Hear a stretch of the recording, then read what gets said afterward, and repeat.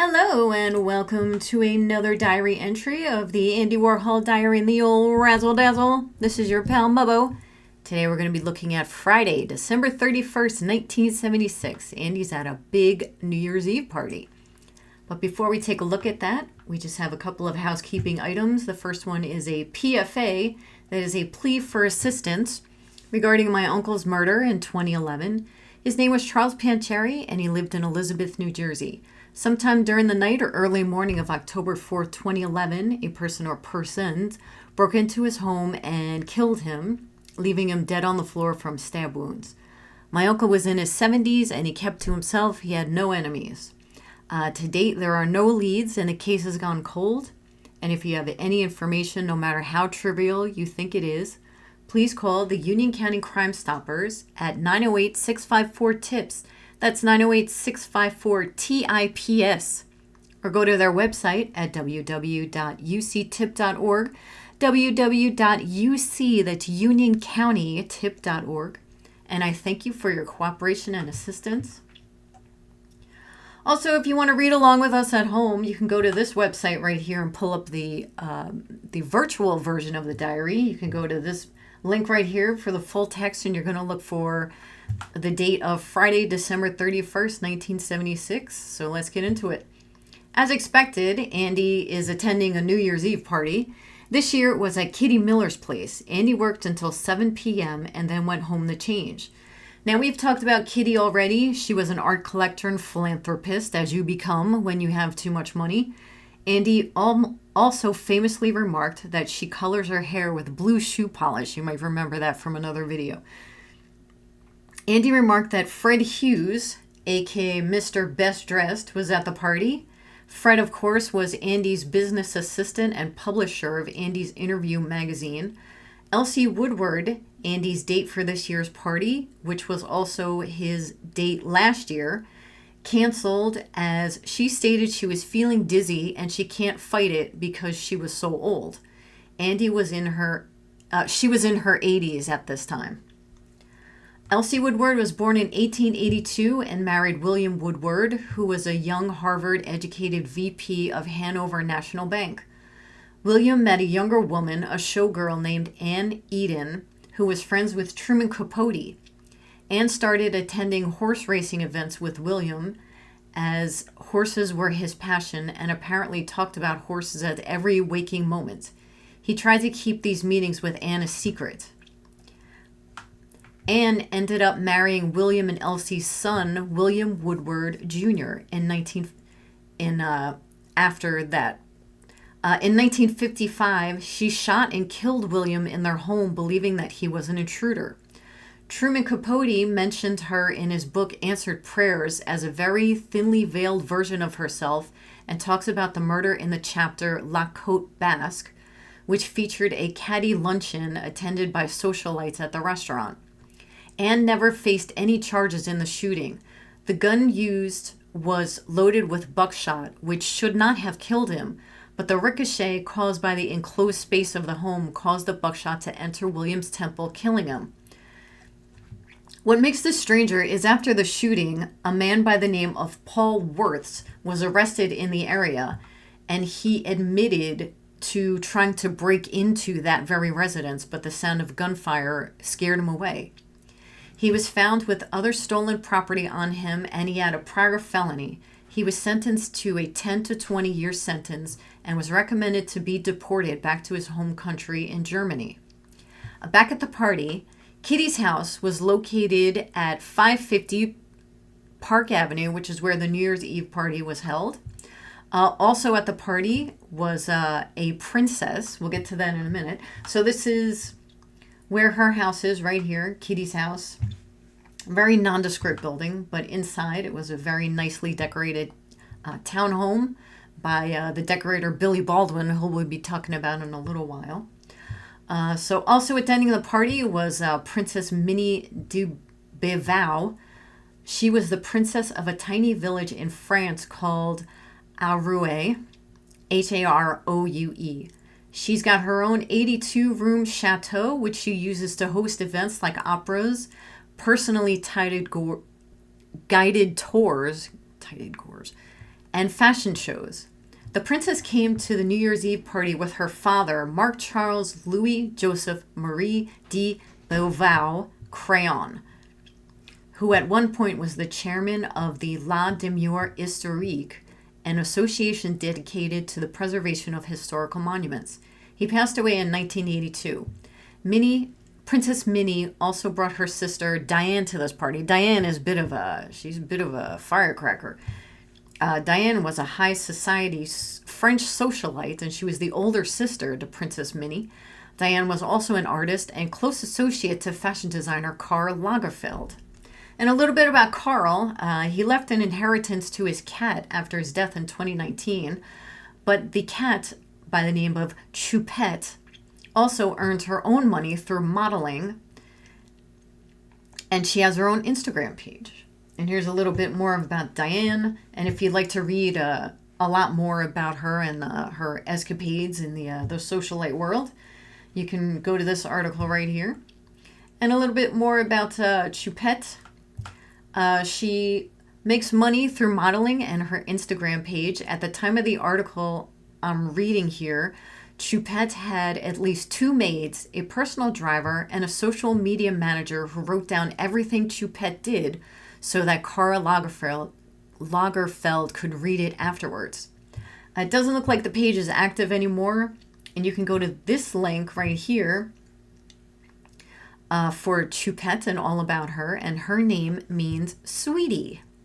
Back at the party, the princess also brought her father, stepmother, and grandfather to this New Year's Eve party. The grandfather's name was Simone Patino, a Bolivian tycoon. Andy mentions Simone's nickname is the King of Tin, as he made his fortune in the tin mining business. He was at one time known as the wealthiest man in the world. His son, Antenor, the princess's father, continued his family's legacy in the business. He was also an avid art collector, and he held a law degree. Andy misnames the father and son in this diary. He mixes them up, calling Antenor the King of Tin rather than the grandfather Simone. So this could have been a mistake by Andy, or it could have been Pat Hackett just not hearing him correctly, and she put down the wrong name that Andy was referencing. Andy realizes that he already met them at a party at CZ Guess's house. Now, we've talked about CZ a couple of times. She was born as Lucy Douglas, and she was an actress, columnist, horsewoman, and fashion designer. Andy remarks that Antenor Patino, he calls him little, as he kind of is right here. And he has the resemblance of one of Paloma Picasso's little boyfriends. Andy, of course, having a serious obsession with Paloma. He mentions her many, many times. Andy overheard Kitty talking about him, and he said it sounded like she was repeating something that she heard from someone else. Quote, he, Andy, is one of the furthest off Broadway and a fathead of his time. Andy laughed at this, and Andy surmised it might be Billy Baldwin, who Kitty was hearing this from. Now, Billy Baldwin is a designer, and he is not related to the Baldwin family of actors. He was an American interior designer and was known as the Dean of Decorators. He also made it to the International Best Dressed list in 1974. He decorated many houses for famous people like the White House for JFK, Jackie O, Greta Garbo, and Diane of Vreeland. His most iconic piece of furniture is known as the slipper chair, which is still being manufactured today. And he's also to blame for those terrible chairs in waiting rooms and doctor's office, which are known as barrel back chairs. They are awful. Andy mentions that he missed Kitty's regular butler. This butler got into a fight with the maid that was employed by Diane of Vreeland. Hold on, I lost my place. This butler was apparently fired for becoming too familiar, so he was violating that upstairs-downstairs relationship and inserting himself into the socialite scene and the upper crust when he should have been quote-unquote knowing his place. Andy liked him as he was the person who suggested that Andy watch the eight-year Coppard stories on Channel 13. Now, in New York City, Channel 13 is the PBS channel. A.E. Coppard was an English author. He was self-taught, and he was noted for his short stories, which often took place in rural settings. So here's a little bit about him, and here's his collection of stories if you wanted to check out any of those.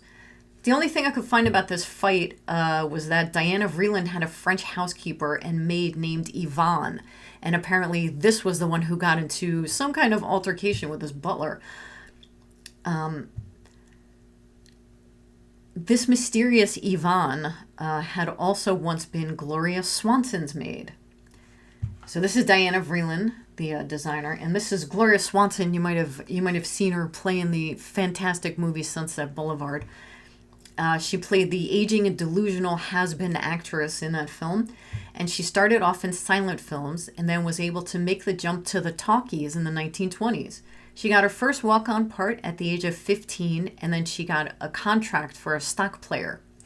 She finally started making her own. She finally started her own production house, where she financed some of her own films that she wanted to make. Now, back at the party, Andy commented that it was unbelievable that Kitty owned the Red Boy painting by Goya. Now, we've touched on this in the past. Kitty was obsessed with this painting when she first saw it, and her father purchased it for her for, I think it was like $275,000. People who knew Kitty said she treated this painting as if it were a living being. She had a very strange relationship with this piece of art. The boy in the Red Boy painting is the son of a nobleman. This painting depicts the nobleman's youngest son, Manuel, who would die at the age of 8 in 1792. This painting is often called one of the most appealing and successful portraits of children ever painted, and also one of the most famous. In 1949, it was lent out to the Metropolitan Museum of Art, but Kitty was allowed to display it in her home until her death in 1979. Back at the party, Andy commented that Kitty's New Year's Eve parties used to be the biggest thing in New York, with every Hollywood star in attendance, and now the parties consisted of just her friends, and that Aileen Mehle, known as Susie, didn't even RSVP to this year's party.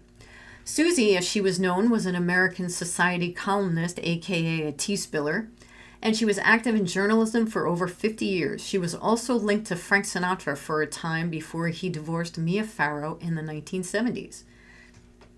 Back at the party, Andy said that Diane de Beauvau, the sister of the princess, came in and grabbed his hand, and they both ran into the next room as midnight was upon them. Andy said he would prefer to stay in the other room so he could kiss all the old ladies for New Year's Eve. Then Princess Minnie came back into the room to get Diane and told her to make sure they say Happy New Year to their father and stepmother. Andy slyly observed that they had to do this because they, quote, they knew where their bread was buttered. Andy also had some comments about the food served, which he always did. He said the food at Kitty's was the canned stuff again. It was probably a little better than catered food, which was common for party events. Andy opines that rich people must know good food from canned food. The rich people go to restaurants like La Grenouille, which is a French restaurant that keeps coming up with Andy. Andy states the food there is really good food, so they must know the difference, and that there were 6 servants dishing out this canned food. Right after midnight, everybody started grabbing their coats as they were eager to go to the next party. Fred Hughes, aka Mr. Best Dressed, was very drunk and acting like he was the next it boy, and he was kissing everyone on the street. He was only in his dress clothes and top hat, as he had given the princess his coat. The wind chill that night was making it feel as if it were 20 below. The group walked Diane, the princess's sister, to the Westbury Hotel to pick up her boyfriend, who stayed home in order to work on a script. We can assume this boyfriend was Pierre Maraval, who in addition to screenwriting was also a film director and artist. When the group got to the hotel room, Pierre answered the door without a stitch of clothing on, and he was ready to start the new year with a bang. So Andy and the group left him to it. Now, we don't have any photos of that event, but if you need a visual aid, here's what was happening shortly after Andy left them. You can use their their dance moves here as a anyway.